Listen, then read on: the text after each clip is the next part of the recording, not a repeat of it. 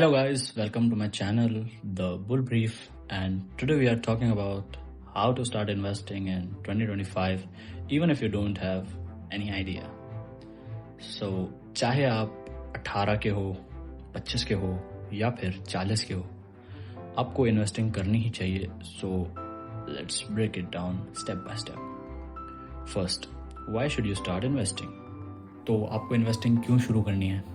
कि आपको एक घर चाहिए, कि आपको कोई स्पोर्ट्स कार चाहिए जो आपकी ड्रीम कार हो, या कोई फॉरेन ट्रिप जो कि आप करना चाहते हो, that can be Bali, Dubai और लंदन, यूएस, कहीं भी हो सकती हो. इन सब चीज़ों के लिए पैसे चाहिए. आज आप इन्वेस्टिंग से शुरू करोगे तभी आपको कुछ कंसिस्टेंट रिटर्न्स दिखेंगे और आप मार्केट में टिकोगे. ये मैं आपको अपने पर्सनल एक्सपीरियंस के साथ बोल रहा हूँ. मैंने खुद मार्केट में 3 साल तक स्ट्रगल किया और अब 4th ईयर में I am getting returns. Last में एक प्रो टिप भी दूंगा जिसे सुने बगैर मत जाना. बातें तो बहुत हो गई, अब मैं आपको कुछ ऐसे तरीके बताता हूँ जहाँ आप इन्वेस्ट करोगे तो आपको काफ़ी बढ़िया रिटर्न्स मिलेंगे. और जो एक आपका जो एक पोर्टफोलियो होता है वो काफ़ी हद तक बहुत शानदार बढ़िया बन जाएगा एकदम. और आपके जो फ्यूचर प्लानिंग है आपकी, कि हाँ मुझे अपने अर्ली रिटायरमेंट का है कि मुझे 40 में रिटायर होना है या 50 में रिटायर होना है, जो कि नॉर्मली लोग 60 में होते हैं, लेकिन आप चाहते हो कि मैं 40 में रिटायरमेंट लेना है क्योंकि यस हो सकता है किसी को घूमना हो या इन्जॉय करना हो, तो वो भी हो सकता है. ठीक है, तो सबसे पहला अपने पास तरीका है स्टॉक्स.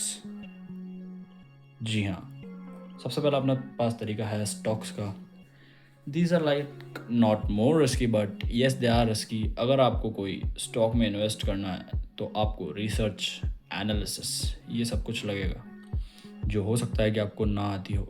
इन्वेस्टिंग में फंडामेंटल एनालिसिस काफ़ी ज़्यादा लगती है, बहुत ज़्यादा इन्वेस्टिंग आपको स्टॉक्स में इन्वेस्ट करना है तो काफ़ी ज़्यादा आपको लग जाएगी फंडामेंटल एनालिसिस, जो कि हर किसी के बस की बात नहीं है. और मुझे पता है कि हर किसी को आती भी नहीं है, और सीखने में कोई इतना टाइम क्यों ही वेस्ट करेगा जब उनको रेडी टू ईट टाइप की चीज़ मिल जाएगी. तो वो है अपनी निफ्टी 50. जी हाँ, निफ्टी 50 में जो स्टॉक्स होते हैं वो इंडिया के टॉप 50 कंपनीज़ होती है. तो उनमें अगर आप इन्वेस्ट करोगे तो वो आपको एक बढ़िया रिटर्न बना के देगा, जिससे कि आप कंसिस्टेंटली प्रॉफिट बना पाओगे और ये आपके पोर्टफोलियो में रहेंगे. तो आपको बहुत एक तो टेंशन लेने की ज़रूरत नहीं पड़ेगी क्योंकि ये सबसे ज़्यादा ट्रस्ट वर्दी कंपनीज़ है. तो यहाँ पर मैं कोई भी बाय सेल एडवाइस आपको नहीं दे रहा हूँ किसी भी चीज़ की, क्योंकि मैं कोई सेबी रजिस्टर्ड ब्रोकर या मैं कोई सेबी रजिस्टर्ड एनालिसिस नहीं देता हूँ ऐसा. ठीक है, तो यहाँ पर आप निफ्टी 50 में भी कर सकते हो. So next is mutual funds. अब म्यूचुअल फंड्स में भी 3 तरह के म्यूचुअल फंड्स होते हैं. पहला है लार्ज कैप, दूसरा है मिड कैप और तीसरा है स्मॉल कैप. लार्ज कैप में आपको ज़्यादा रिटर्न्स नहीं मिलेंगे, कंसिस्टेंट रिटर्न्स मिलेंगे लेकिन वो बहुत ही कम रहेंगे. तो इसमें रिस्क भी कम होता है तो रिटर्न्स भी कम होता है. वहीं मिड कैप में आपको थोड़ा ज़्यादा रिस्क लगता है, जो कि थोड़े रिस्की होते हैं, और रिटर्न्स भी कंपैरेटिवली हाई मिलते हैं लार्ज कैप से. और तीसरे जो है वो है स्मॉल कैप. ये बहुत ज़्यादा रिस्की होते हैं और साथ ही साथ रिटर्न्स भी काफ़ी ज़्यादा बहुत अच्छे खासे मिल जाते हैं.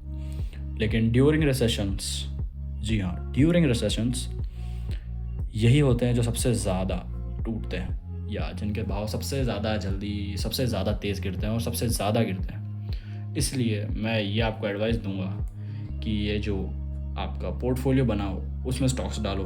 तो यहाँ पर आपको 50% लार्ज कैप में डालना है, 30% आपको मिड कैप में डालना है, एंड बाकी बचा जो 20% है उसे आप स्मॉल कैप में डाल सकते हो. तो ये आपको लॉन्ग टर्म में, लॉन्ग रन में काफ़ी बढ़िया रिटर्न्स देगा. और साथ ही साथ उसके अलावा जैसे अगर आपने इस तरह से पोर्टफोलियो बनाया तो एक तरह से वो डाइवर्सिफाई भी हो जाएगा. ठीक है, so next is ETFs. Yes, my personal favourites ETF. बहुत सारे बड़े इन्वेस्टर्स ETF में इन्वेस्ट करते हैं. ETF की हिस्ट्री ऐसी है कि इट वॉज लॉन्च्ड इन 2002. ये 2002 में इंडिया में लॉन्च हुए थे. वैसे 1993 में US में लॉन्च हो चुके थे, लेकिन 2002 में ये इंडिया में आए. ठीक है, इक्विटी ETF सबसे पहले आए थे, सबसे पहले इक्विटी आया, फिर उसके बाद वो फर्दर एक्सपेंड होते होते ये कमोडिटीज़ और डेट में भी आ चुके थे। जी हाँ, कमोडिटीज़ और डेट्स दोनों में।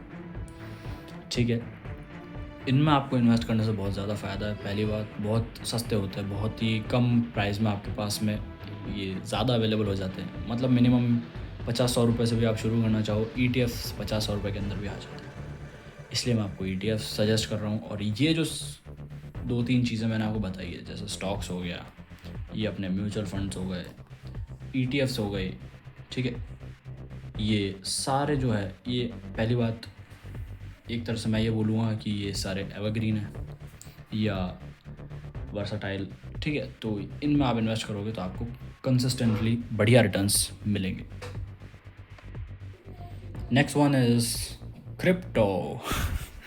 जी हाँ, क्रिप्टो। काफ़ी आप लोगों ने इसके बारे में सुना होगा कि हाँ भाई क्रिप्टो है, ऐसा कुछ है, बिटकॉइन है, इथेरियम है, सोल है, XRP है, टॉन है, मतलब बहुत सारे तरह के कॉइन्स हैं। लेकिन इनमें भी काफ़ी सारे अलग अलग होते हैं। जैसे कि जो बिटकॉइन है वो इसमें लार्ज कैप कॉइन होता है, इथेरियम है, ठीक है, ये बड़े कॉइन्स हैं जिनमें मतलब पहली बात ये स्टेबल होते हैं, और दूसरी बात रिसेशंस जो है वो सिर्फ इंडियन मार्केट्स में नहीं, हर मार्केट्स में आता है। तो क्रिप्टो मार्केट्स के अंदर जब रिसेशन आता है तब बिटकॉइन सबसे ज़्यादा स्टेबल रहता है। जी हाँ, बिटकॉइन काफ़ी ज़्यादा स्टेबल रहता है और कम से कम गिरता है। फिर उसके बाद में इथेरियम है, फिर सोल है, फिर XRP है, ठीक है। तो ये सारे मेजरली क्रिप्टोज़ हैं। फिर इसके अलावा क्रिप्टो के अंदर मीम कॉइन्स भी आते हैं, जो कि आई डोंट थिंक सो कि वो इन्वेस्टिंग के लिए उतना बढ़िया है। लेकिन हाँ, अगर आप मीम कॉइन्स में ट्रेड करते हो, जैसे सिर्फ बाय सेल आप मीम कॉइन्स को करते हो, तो हाँ वो आपके लिए काफ़ी ज़्यादा प्रॉफिटेबल भी हो सकते हैं और as well as loss makers भी हो सकते हैं आपके। ठीक है, तो ये कुछ ऐसा क्रिप्टो का हाल है। फिर उसके बाद में नेक्स्ट, तो अब तो वही है, मतलब जो सबको पता है, जैसे कि बॉन्ड्स है, ठीक है। Bonds are comparatively less risky and less returns, ठीक है। फिर उसके बाद में अपने पास में PPFs होते हैं, पब्लिक प्रोविडेंट फंड्स, ठीक है, पब्लिक प्रोविडेंट फंड्स। फिर उसके बाद में जो मैंने आपको बताया था, गोल्ड। अब गोल्ड में इन्वेस्ट करना है तो लोग फिज़िकल गोल्ड ले लेते हैं, लेकिन मैं आपको सजेस्ट करता हूँ फिज़िकल गोल्ड में आपको मतलब एक तरह से मान लो कैपिटल ज़्यादा चाहिए, सेफ्टी चाहिए कि आपने जो रखा है सही जगह रखा है नहीं। फिर ऊपर से एक बार में आपको मतलब शायद एटलीस्ट 1 ग्राम तो लेना ही होगा, या लेना भी चाहिए कम से कम। तो मैं इसकी जगह आपको प्रेफर करूँगा कि आप ETFs में इन्वेस्ट करो, ठीक है। इसका एक और होता है जो कि आप गोल्ड में इन्वेस्ट करने के लिए यूज़ करते हो, वो होता है SGBs, that is sovereign gold bonds. अब हम बता देते हैं आपको लास्ट ऑप्शन, या फिर लास्ट तो नहीं कह सकते इसको, और भी काफ़ी सारे ऑप्शन होते हैं हमारे पास, लेकिन इस वीडियो का लास्ट है, तो वो है अपना real estate, most loved in India. जी हाँ, सबसे ज़्यादा लोगों ने अपना इन्वेस्टमेंट रियल एस्टेट के अंदर कर रखा है, जो कि लैंड है सबसे ज़्यादा। फिर घर वगैरह जो होते हैं वो ले लेते हैं, और जो बड़े बुजुर्ग हैं उनको जैसे लैंड वगैरह में इन्वेस्ट करना काफ़ी ज़्यादा पसंद है, क्योंकि पहली बात कभी डेप्रिशिएटिंग नहीं होती, ठीक है, डेप्रिशिएटिंग रिसर्च नहीं होती लैंड। लेकिन हाँ, सर्टेन प्लेसेस पर लैंड भी डेप्रिशिएट हो जाती है, जो कि कईयों ने ना सुना होगा ना देखा होगा, बट हाँ मैंने कई ऐसी जगह देखी है जहाँ पर मतलब घोटाले होने के बाद में वहाँ की लैंड्स की प्राइसेस गिर जाती है। या कुछ भी, जैसे अगर कोई आपने ज़मीन ले रखी है, उसके आसपास कोई मॉल खुल गया तो आपकी लैंड की कीमत बढ़ जाएगी। लेकिन वही ज़मीन के सामने से हाईवे निकल गया तो भी बढ़ सकती है, ठीक है। लेकिन कुछ ऐसे इंसिडेंट्स हो सकता है आपके साथ जिनमें आपकी कम हो जाए वैल्यू। तो ये सब कुछ अपने पास में मेथड्स रहते हैं इन्वेस्टिंग के लिए। Real estate is like that, ठीक है। आज के लिए इतना ही। So that's how to start investing in 2025. Set your goals, start small, use the right tools and stay consistent.